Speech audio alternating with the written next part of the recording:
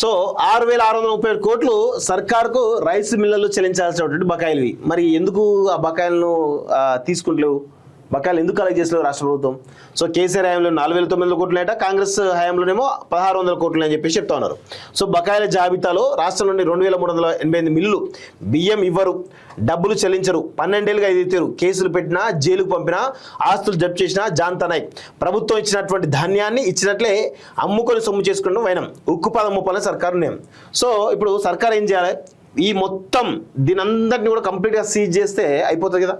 మొత్తం rice mill seize చేసి కొత్త వాటిని ఏర్పాటు చేసే ప్రయత్నం చేయాలి. చేస్తే బుద్ధి వస్తుంది. అంటే రైస్ మిల్లకి ఏంది, మేము తప్పితే వేరే అతి గతి లేదు అనే ధోరణితో ఉన్నారు కాబట్టి ఇదంతా జరుగుతున్నాయి. సో ఫస్ట్ రైస్ మిల్లర్లు వాళ్ళ ఆస్తులు, వాళ్ళ కథా కార్ఖానా మొత్తం చేస్తే బయటపడతాయి. మీరు చేయకుండా ఇప్పుడు వడ్లు రోడ్డు మీకు వచ్చినప్పుడు రైతులందరూ ధర్నాలు వేస్తారు కదా, అప్పుడు అధికారులు వీళ్ళ దగ్గర పోతారు. అరే నువ్వు లాస్ట్ టైం నల్గొండ జిల్లాలో ఒక్కడే 1000 కోట్లు స్కామ్ చేసిన, ఒక్కడే రెడ్డి. అవును. మళ్ళీ తర్వాత ఏమైంది, నీ పేరు మీద ఆ బోర్డు తీసేసి వేరే బోర్డు పెట్టుకోరా బాబు, మళ్ళీ ధాన్యం కొనుగోలు చేసి దండం పెడతామని చెప్పేసి ఇంకొక 2,000 లారీలు మీ దగ్గర పంపిస్తామని చెప్పేసి అధికారులు పోయి మళ్ళీ 1000 కోట్ల స్కామ్ చేసినానికి 2,000 లారీలు పంపించారు. రెండవది ఏంటి అంటే నాగర్ కర్నూలు జిల్లాకు మనం పోతే కల్వకుర్తి పట్టణం నాగర్ కర్నూలు జిల్లాలో అన్న ఆ మంత్రి జూపల్లి అండ చూసుకొని అంతకు ముందు నుండి కూడా డైరెక్ట్ ఒక ఆయన సాఫ్ట్వేర్ ఎంప్లాయ్ ప్రతి నెల 3 లక్షల రూపాయల ఇన్కమ్ ఉంటుంది హైదరాబాద్లో, పోయి ఊర్లో రైస్ మిల్ పెట్టుకున్నాడు. అరే 3 లక్షలు నెలకు 3 లక్షలు వస్తున్నాయి కదా అని సరిపోతులు అంటే ఇది వేరే స్కామ్ అని చెప్పేసి ఇక్కడ మనకి ఇక్కడ కర్ణాటక ఇక్కడ నుండి డైరెక్ట్ శ్రీశైలం మీదుగా ఆ బియ్యాన్ని పంపిస్తా ఉంటారు, సన్న బియ్యం చేసి.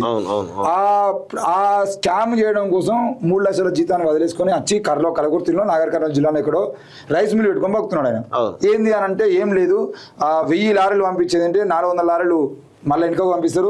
600 లారీలో దాదాపుగా 600 లారీలకు సంబంధించినటువంటి మొత్తాన్ని వీళ్ళు సన్నబియ్యం చేసి స్కామ్ చేసి అమ్ముకుంటున్న పరిస్థితి.